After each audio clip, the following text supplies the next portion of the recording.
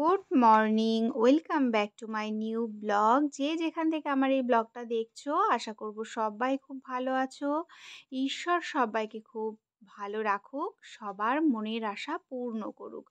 আমরাও ভালো আছি। একটা নতুন দিনের শুরু, নতুন একটা ব্লগ নিয়ে চলে আসলাম তোমাদের সামনে। আশা করব তোমাদের ব্লগটা খুব ভালো লাগবে। যদি ভালো লেগে থাকে অবশ্যই আমার চ্যানেলটাকে সাবস্ক্রাইব করে পাশে থাকা বেল আইকনটা ক্লিক করে দিয়ে আমার পাশে থেকো। আর ব্লগটা যদি বেশি ভালো লাগে অবশ্যই তোমাদের ফ্রেন্ডস অ্যান্ড ফ্যামিলির সাথে শেয়ার করে দিও। একটা কমেন্টস করতে ভুলো না, অবশ্যই একটা লাইক করে দিও। তোমাদের একটা লাইক, একটা কমেন্টস কিন্তু আমাকে নতুন নতুন ব্লগ বানাতে অনেক বেশি উৎসাহিত করে। তো এই দেখো, সকালবেলা কিন্তু একদম ফ্রেশ হয়ে ওয়ার্ম ওয়াটার খেয়ে নিচ্ছি। এক এক দিন এক এক রকম কিন্তু মর্নিং ড্রিঙ্ক আমি পান করি, তো সেই জন্যেই আমি আজকে শুধু গরম জলটাই খাচ্ছি, অন্য কিছু খাবো না। কারণ একঘেয়েমি খাবার আমি কখনোই খাই না। খাবারের মধ্যে একটু বৈচিত্র্য আনার চেষ্টা করি, সেটা শরীরের পক্ষেও কিন্তু উপকার। তো একটুখানি সময় নিয়ে একদম সিপ সিপ করে গরম জলটা খাচ্ছি। আর বাইরে দেখো, দূর থেকে ফলো করলে বুঝতে পারবে কতটা জল রাস্তায় জমে গেছে। তো সেই জল খাচ্ছি আর ওই ভাবছি যে এর থেকে বেশি বৃষ্টি হলে তো জল ঘরের মধ্যে উঠে যাবে, খুবই একটা অন্যরকম ব্যাপার হয়ে দাঁড়াবে। কিন্তু কি আর করা যাবে, যদি ওঠে আর কিছু করার নেই। জলটা শান্তিপূর্ণভাবে খেয়ে নিয়ে তারপরে এই দেখো আমার কাজে আমি কিন্তু হাত দিয়ে দিলাম। টেবিলটা রাতের বেলা মুছে রাখি, কিন্তু সকালবেলা তবুও সব জিনিসগুলো আমি আরেকবার করে মুছি। গ্যাস টেবিল, খাওয়ার টেবিল, এগুলো কিন্তু আরেকবার করে মুছে নিই। সারাটা দিন এর মধ্যে খাওয়া দাওয়া করতে হবে, তো সেই জন্যে। তো গ্যাস টেবিলটা মুছে নিলাম, নিয়ে তারপর এখানে চলে এসেছি ঘরগুলো সব ঝাড় দিয়ে নেব। আজকে আমাদের এখানে একদম ভোরবেলা থেকে লোডশেডিং, কখন আসবে কারেন্ট জানি না। কিন্তু লোডশেডিং বলে থেমে থাকলে তো চলবে না, কাজগুলোও করে নিতে হবে। তো তাড়াতাড়ি করে কাজ করে আমি আজকে একদম সকাল সকাল স্নান করব। ভাবছিলাম তোমাদের ঘড়ির টাইমটা দেখাই, কিন্তু সেটা আর দেখানো হয়নি। এখন কিন্তু অনেকটা সকাল, এখন অনেকটা সকাল। আজকে সকাল সকাল উঠে সমস্ত কাজ গুছিয়ে নিচ্ছি, স্নানটাও সেরে নেব। তো গরমটাও পড়েছে খুবই বেশি। তো যাই হোক, কাজগুলো তো করতেই হবে। আমাদের গৃহিণীদের কিন্তু ছুটির দিন আসলেই কি আছে, এটা কিন্তু আমাদের বুঝতে হবে। আমাদের গৃহিণীদের কিন্তু আসলেই কোনো ছুটির দিন আছে কি নেই। যারা সার্ভিস করে তাদেরও ছুটির দিন আছে, যারা বিজনেস করে তারাও হয়তো একটা দিন একটু ছুটি নেয়, একটা টাইম হয়তো একটু ছুটি নেয়, বাড়িতে এসে তারা একটু ছুটি নিয়ে থাকে। আমাদের কিন্তু আর সেটা চলে না। আমরা যতক্ষণ রাত্রে ঘুমাতে না যাই ততক্ষণ পর্যন্তই আমাদের কাজ, কখনো হাজবেন্ডের জন্যে, কখনো বাচ্চার জন্যে, পরিবারে অন্য কেউ থাকলে তাদেরও জন্যে। সবসময় কিন্তু আমাদের কাজ করে চলতে হয়, সবার জন্য খেয়াল রাখতে হয়। কারণ সংসারটা আমাদের নিজেদের, সেই জন্যে নিজের মতন করে কাজ করতে হয়। আদেও কিন্তু ছুটি আছে কি জানা নেই। সংসারটা একটা চলমান প্রক্রিয়া, যেটা কিন্তু সব সময় চলতে থাকে। এখন বাজে সকাল 7:15, আমার সমস্ত কাজ গুছিয়ে স্নানটা সেরে নিয়েছি। সকালে স্নান করলে কিন্তু ভীষণ ভালো লাগে, শরীরের মধ্যে একটা রিফ্রেশমেন্ট কাজ করে। কিন্তু জানা সত্ত্বেও আমি সকালে স্নান করতে পারি না। তার একটাই কারণ, আমার একটু সাইনাপসের প্রবলেম আছে, দ্বিতীয়ত আমার ঠান্ডা লেগে যায়।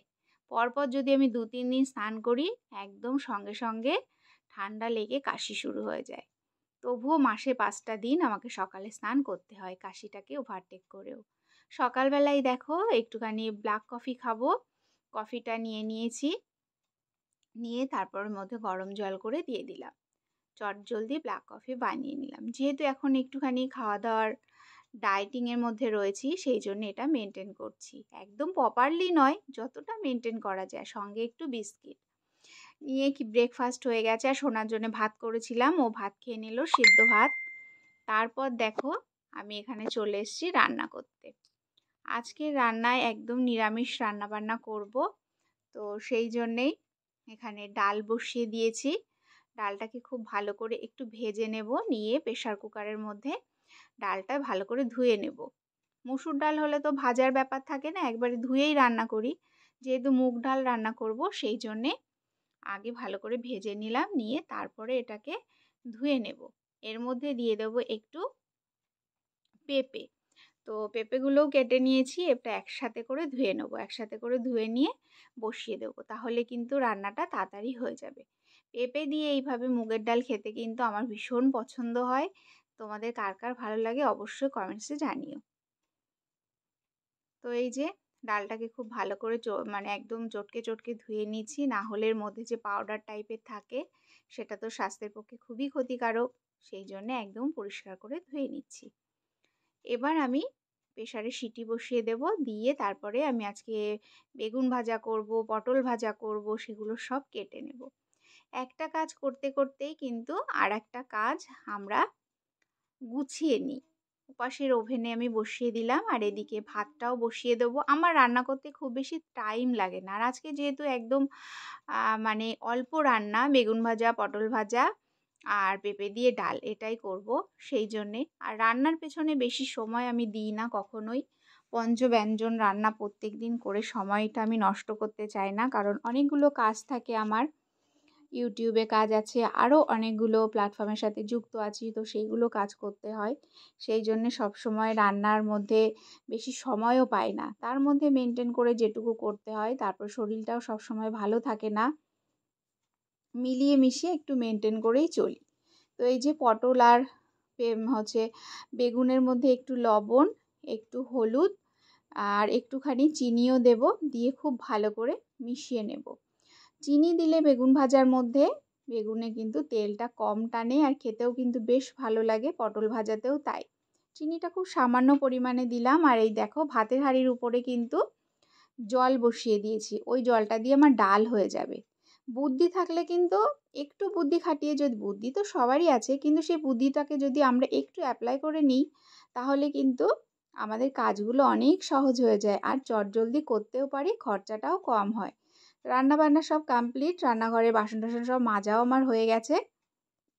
এবার আমরা লাঞ্চ করতে বসবো, তাড়াতাড়ি করে লাঞ্চটা গুছিয়ে নিচ্ছি। আর আমি জানো তো গরম গরম খাবার খেতে খুব পছন্দ করি, সেই জন্যে রান্নার সাথে সাথেই খেয়ে নিচ্ছি। আর সকালবেলা যেহেতু আমি একদম হালকা খেয়েছিলাম, সেই জন্যে তাড়াতাড়ি করে খেয়ে নেব। দেখো এখানে আমি একটুখানি লেবুও কেটে নিয়েছি, অল্প একটু বেগুন ভাজা, পটল ভাজা আর সঙ্গে ডাল গুছিয়ে নিয়ে চলে এসেছি লাঞ্চটা কমপ্লিট করে নিই। তো এই যে সন্ধ্যাবেলায় এখন একটু বাদাম ভেজে নিয়েছি, মুড়ি দিয়ে বাদাম ভাজা খাওয়া হবে।